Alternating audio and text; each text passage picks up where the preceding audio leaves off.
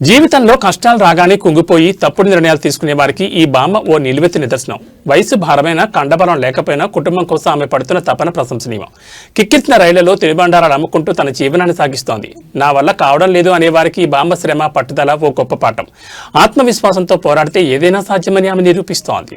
జీవితం మీద విరక్తి వచ్చి ఏం బతుకుతున్నావురా మనం అని అనిపించినప్పుడు జనరల్ ట్రైన్ ఎక్కి ఇలా ఎవరితోనైనా ఒకసారి మాట్లాడి చూడు.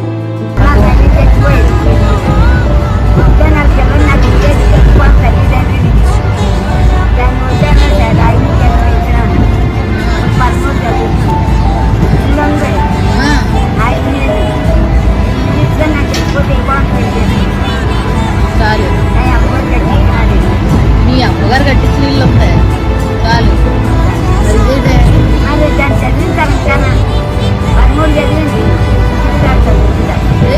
డిగ్రీ దాకా చదివించాను.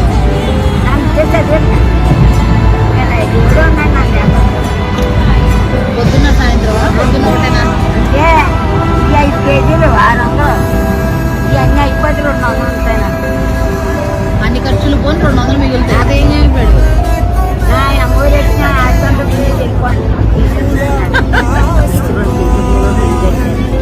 నన్ను పెంచుకుంటావా?